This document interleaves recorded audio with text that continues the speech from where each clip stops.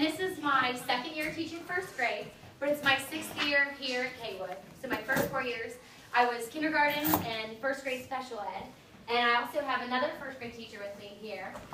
You want to introduce yourself? Sure. I'm Mrs. Hello. This is my 15th year teaching. This is my first year at Haywood. I've taught at Miles Elementary in Erlanger before, and I've taught grades K through 5.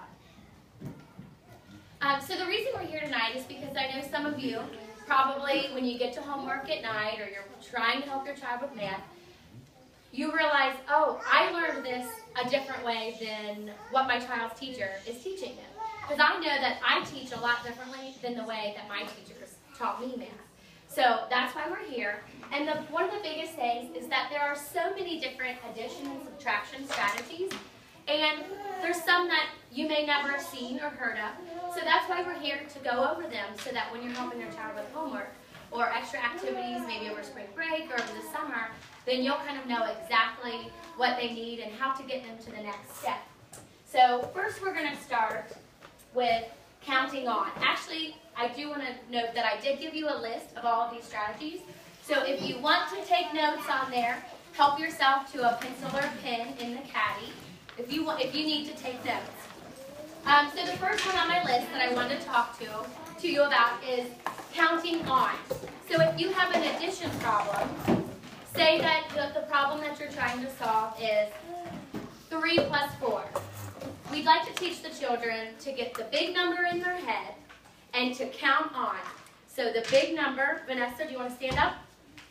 Okay, if I have 3 plus 4, what's the big number? Is it 3 or is it 4? 4. Okay, so let's start with 4, and we're going to count up. We're going to count on. How many more are we going to count on? 3. All right, can you teach everyone? Okay, go ahead.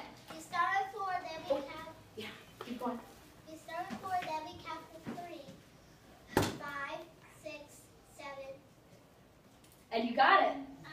Good job. Double clap. That's what we do in our class. When someone does something excellent, we give them a double clap. So that would be an example of counting on.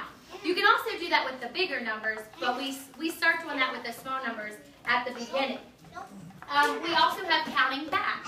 So if we're doing a subtraction problem, say 9 minus 2, we get our number in our head, 9, and then we count backwards. So we would go 9, 8, 7.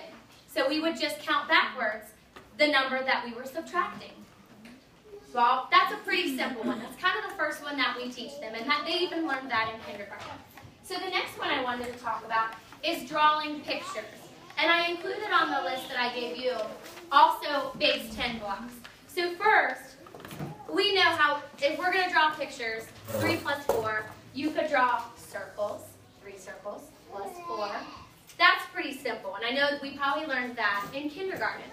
But right now, we're really learning a lot about place value, and we're using base 10 blocks to add bigger numbers.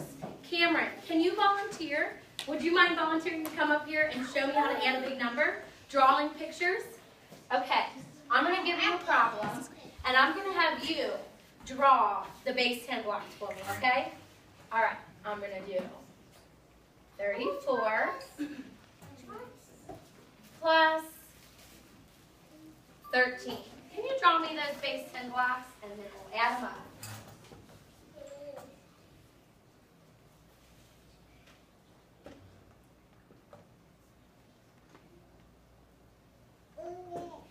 So Cameron, why did you draw these? What do these stand for? 10. Those are 10s. And why did you draw 3 10s? Because that's the number 3, and it's a 10. And because this is, what number is this? 34. So then we know it's made of 3 10s, right? So what are these? 1. And what about this one? This is a 10, and this is 1. And those are the 1s. And you made 3 1s because there's 3 1s and 13, right? All right, so now you're going to add them up. What are you going to add first? The 10. Okay, can you do that for everyone? 10, 20, 30, 40, 41, 42, 43, 44, 45, 46, 47. Good job. I think that deserves another double clap. Very good. That was not rehearsed. But we do it every single day. So that's an example of drawing pictures to solve some of the bigger numbers. Now, we just started learning in first grade double digits, where, we learned to carry our 1. We don't quite teach that yet because I remember, I don't think that I even knew why I carried the 1 for a very long time. So, we do it a little differently. And we just started this, so I'm not going to pull a volunteer, but I'll show you. So if I'm adding a number where you would normally carry the 1, we will draw pictures to make a 10. For example, 46 plus 35.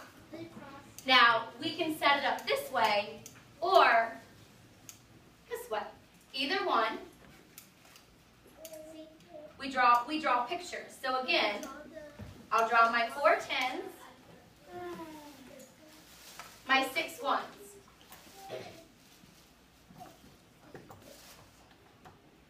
Now, first, I need to see if my 1s are going to make a 10. Kylie, do these 1s make a 10? Oh, you want to come on up. My sister doesn't have a turn. I told her. You want to count the 1s? 1, 2, 3, 4, 5, 6, 7, 8, 9, 10, 11. Can we make a 10? Yes. Okay, so show me. We just started learning this, but do you think you can remember? Can you show me what to do now? Circle 10 of them. Hey, you. So now, are we going to cross it out and turn it into a 10?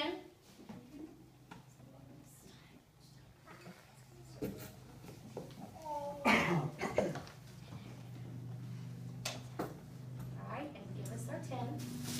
Alright, now can you count and find the answer for me? 10, 20, 30, 40, 50, 60, 70, 80. That deserves another double